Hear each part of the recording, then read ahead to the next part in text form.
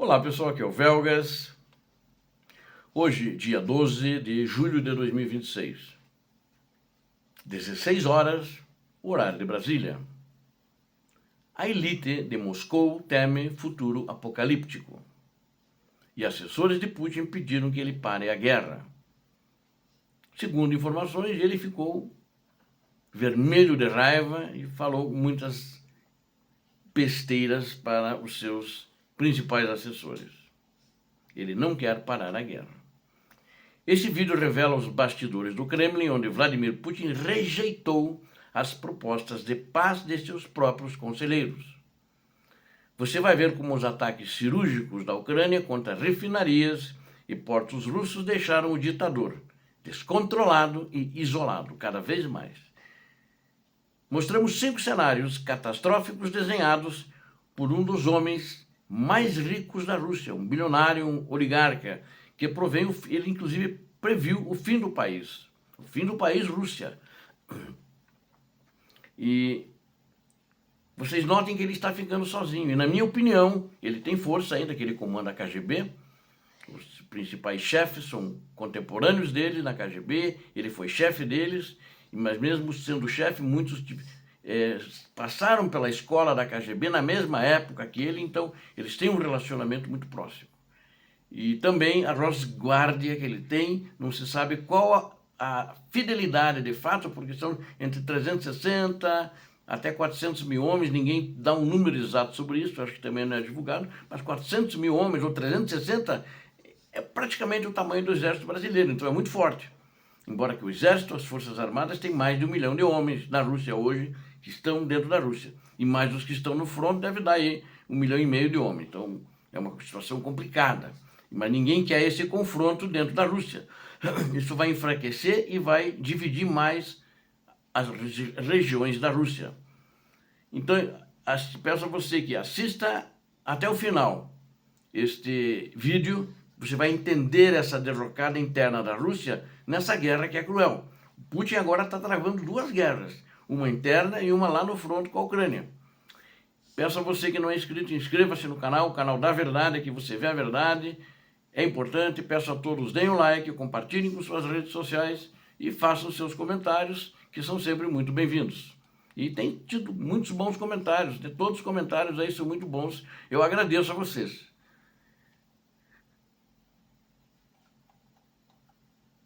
Então, insanidade, é uma insanidade no Kremlin o isolamento de Putin. O ditador da Rússia, Vladimir Putin, não tem nenhuma intenção de iniciar negociações de paz com a Ucrânia no curto prazo, apesar da encenação que ele faz com o presidente americano Donald Trump. Ficou claro agora, e isso eles deixaram vazar, esses principais assessores. Parece que não estão todos sintonizados na mesma frequência. Parece não estão, né? Os ataques devastadores e precisos da Ucrânia contra as refinarias de petróleo e portos da Rússia enfureceram o líder russo. As ações ucranianas fortaleceram a determinação cega do ditador em continuar sacrificando seu país na guerra. Fontes próximas ao Kremlin confirmaram para a agência internacional Reuters que Putin permanece obcecado com seus planos. O ditador prioriza a captura completa da região de Donetsk, ignora os alertas reais sobre o colapso de suas forças. Recentemente, os assessores mais próximos do governo apresentaram uma proposta para consolidar um cessar-fogo imediato. Os conselheiros sugeriram fixar as posições ao longo da atual linha de frente para estancar as perdas da Rússia. No entanto, eu já vou fazer um parênteses aqui, eu já acho que hoje a Ucrânia não aceita. Há 1 ano atrás ela aceitaria, até pelo que eu já comentei com vocês em outros vídeos, porque hoje ela está vencendo e a Rússia está perdendo. Então ele não vai com uma posição de força para a mesa de negociações, ao contrário da Ucrânia, que já paralisou, destruiu metade da sua capacidade de petrolífera, já está na lona. As refinarias terão que ser ou reconstruídas ou vão ter que ser consertadas, vamos chamar assim, um termo mais simples, mas não resolve a situação. Quando terminar a guerra vai ter que reconstruir mesmo, porque incendiaram todas elas, pegou fogo. Não é fazendo um arremedo qualquer que vai resolver o problema da energia petrolífera na Rússia e também a de gás. Putin rejeitou a proposta dos seus próprios técnicos de forma agressiva e demonstrou que está perdendo o controle da realidade. Membros da inteligência ocidental afirmam que a probabilidade de uma escalada ainda maior por parte de Moscou continua alta. O porta-voz do Kremlin, Dmitry Peskov, tentou mascarar a crise interna em uma declaração oficial. Peskov afirmou falsamente que a Rússia estaria pronta para uma solução pacífica no fronte de batalha. E o porta-voz Peskov, ele mentiu ao dizer que a Rússia possui capacidade financeira e militar suficiente para continuar a ação militar por anos. Não tem. Dinheiro acabou, já não tem mais dinheiro. O gabinete da presidência da Ucrânia desmentiu a propaganda russa com dados da sua inteligência militar. Os relatórios provam que a Rússia vem se preparando exclusivamente para a expansão do conflito nos últimos meses. Analistas militares do Ocidente alertam que Moscou precisará lançar uma nova e impopular onda de mobilização forçada de soldados. Mas também não tem dinheiro para isso. Ele tem que fazer imprimir a máquina de imprimir dinheiro e vai aumentar ainda mais a inflação. Aparentemente, e segundo informações das inteligências, é o único caminho que ele tem. Pegar, comprar papel e imprimir dinheiro.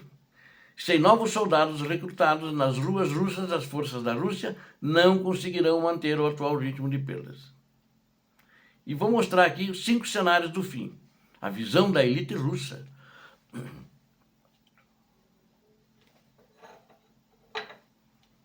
O descontentamento com os rumos da guerra já chegou ao topo da pirâmide financeira e empresarial da Rússia.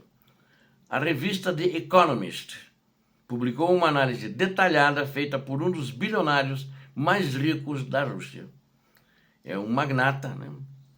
Vou chamá-lo de magnata, é um magnata de fato na nossa linguagem, na linguagem russa é oligarca. Ele chama-se Andrei Melnichenko.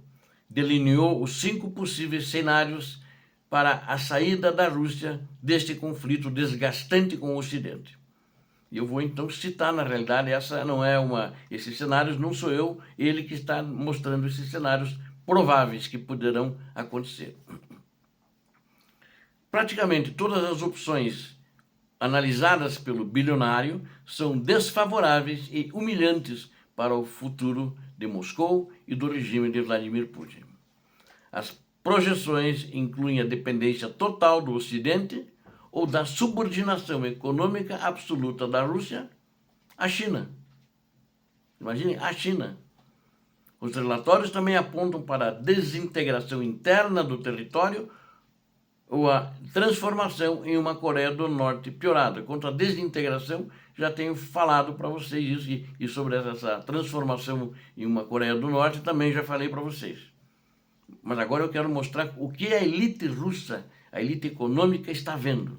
E a única opção positiva, segundo Melnichenko, seria a Rússia abandonar o confronto imperial e focar no bem-estar do seu povo. Correto.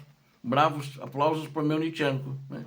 Isso não deveria nem ter começado a guerra, e todos esses trilhões que ele gastou nessa guerra, ele deveria ter fixado no bem-estar do povo e na produtividade melhor, mais aumentada, e assim todo mundo ganharia. O povo russo ficaria mais rico, bem como todos os empresários, né? Tudo de uma maneira geral. O governo teria mais impostos, mas esse retardado já apostou numa guerra. O primeiro cenário detalhado pelo bilionário mostra o retorno da Rússia para a ordem econômica do Ocidente. Contudo, a Rússia retornaria totalmente enfraquecida e posicionada na periferia do sistema internacional. Este cenário se assemelha à submissão completa da economia russa a um novo sucerano internacional. O segundo cenário prevê que o recuo definitivo da Rússia para a órbita de controle geopolítico da China. Ela já está hoje no controle geopolítico da China. Eles não gostam. Os bilionários, os oligarcas não gostam. Os magnatas russos não gostam. Nesta situação, que é humilhante para Moscou, se transforma em uma simples zona tampão e em fornecedora barata de matérias-primas para Pequim. A diferença entre o primeiro e o segundo cenário reside apenas em quem será o dono do poder externo sobre a Rússia. O terceiro cenário aponta para o perigo da desintegração interna do país por falta de um comando centralizado. Vários grupos paramilitares e oligarcas iniciariam uma guerra civil armada pelos recursos naturais e financeiros da Rússia, para uma nação que possui um arsenal nuclear. Esta opção representa um perigo extremo para o mundo inteiro. O quarto cenário desenhado pela elite russa é o isolamento internacional, completo ao estilo da ditadura norte-coreana. Isso significa a implantação de um militarismo radical, com repressão interna violenta e racionamento de comida para a população russa. Ou seja, a Rússia acabou, acho que na maioria desses cenários, se não em todos. A Rússia transformaria o confronto externo em uma ferramenta perpétua para tentar manter a política interna viva. O bilionário admite que o risco de a guerra se espalhar por outros países vizinhos é real e alarmante. E o quinto e único caminho positivo, na meu ver, segundo o meu Nietzscheano, exige que a Rússia funcione como um Estado soberano, porém previsível. Mas o conceito de soberania da elite econômica russa é totalmente oposto ao conceito destrutivo de Vladimir Putin. Para o ditador, soberania significa criar a imagem de uma potência imperial que vive em guerra eterna com o Ocidente e ele seria o imperador. Parece para imaginar, né, quem assistiu aquele Guerra nas Estrelas, passaram diversos, tiraram aquele Darth Vader, né, aquele Darth Vader, né, aquele que vivia sempre com aquele capacete, todo vestido de preto, o gênio do mal. Esse encarna o Putin, quer dominar o império, todos os impérios, e ser o imperador do mundo. É um desequilibrado. Para a elite pensante, soberania significa ter uma economia viável, onde as pessoas queiram investir no futuro. O fim do poder absoluto. As análises da revista The Economist mostram que o modelo de salvação da Rússia exige o fim do governo de um só homem. Hoje é o governo de um só homem, porque estão submissos a ele. Os ministérios, é claro, é normal, porque ele escolhe os ministérios, todo presidente escolhe qualquer país, mas seria o fim. O Congresso ele manda, né? E eleições sempre ganha quem ele quer, porque ele prende os opositores. Muitos ainda da última eleição estão presos até agora. O Navalny morreu na prisão porque foi envenenado na prisão. Então, esses são os métodos cruéis que ele trouxe da KGB, onde ele vai eliminando seus adversários, assim como Stalin fez, assim como Lenin fez. Essa movimentação da elite financeira acendeu um sinal de alerta máximo dentro das salas do Kremlin. Agora eles têm que reforçar as suas seguranças, esses que fizeram aqueles que têm possibilidade de fazer, fizeram esse pedido ao ditador. Até mesmo os membros mais leais ao governo russo não falam mais em vitória militar no fronte ucraniano. Os discursos internos da liderança russa agora focam como gerenciar uma série de cenários catastróficos, porque está uma catástrofe na Rússia, né? Acho que vocês vão concordar comigo até pelo que a gente tem relatado aqui. E o pós-guerra será difícil para a Ucrânia, mas a Ucrânia já tem um fundo de mais de 500 bilhões para a reconstrução, e deve vir muito mais ainda depois que parar. E a lógica de mercado prova que o rumo atual de Putin leva a Rússia direto para o isolamento e para a miséria, o empobrecimento do seu povo. E ninguém mais vai te ajudar, na minha avaliação, como ajudaram depois que ruiu o sistema soviético. Mas matreiramente, de uma maneira falsa e perigosa, Putin usou essa ajuda para fortalecer o seu exército e achava que iria reconquistar o Império Soviético e, quem sabe, expandir mais se fosse possível. Mas deu com os burros na água, porque encontrou uma Ucrânia resiliente e forte que não queria ser escravo da Rússia. Então, essa resistência heróica e os ataques profundos à Ucrânia estão fraturando a base de apoio político do ditador. E os analistas, né, inclusive russos, já dizem que reforçam que a Ucrânia está vencendo a guerra de exaustão estratégica contra o regime russo. O futuro da Rússia depende diretamente do abandono definitivo da mentalidade imperialista de Vladimir Putin. Mas ele não vai mudar a mentalidade dele, é o que eu penso, né? E analiso assim, ele só vai mudar, né, essa essa mentalidade imperialista se mudar. O ditador, mas tem que mudar mais gente na Rússia, não pode assumir o poder porque pensam igual a ele. A Ucrânia demonstra uma superioridade moral grande e estratégica enquanto o comando em Moscou mergulha na loucura e no fracasso. O isolamento de Vladimir Putin e o pânico da elite russa provam que a estratégia da Ucrânia está funcionando e está indo bem e muito precisa. A rejeição de planos de paz mostra um ditador enfraquecido que prefere destruir o próprio país, ele está destruindo o próprio país, a admitir a derrota no teatro de operações. Os cenários de colapso desenhados pelos bilionários russos confirmam que a Rússia não possui futuro econômico sob o regime de Vladimir Putin, que é o regime atual. A Ucrânia segue firme, demonstrando superioridade tática, guiando o fronte, atacando em profundidade, atacando a economia da Rússia, e estão indo assim em direção definitiva à vitória sobre esse autoritarismo imbecil que acontece hoje na Rússia. Obrigado a vocês que assistiram esse vídeo, eu conto com vocês. Não esqueçam, deem um like.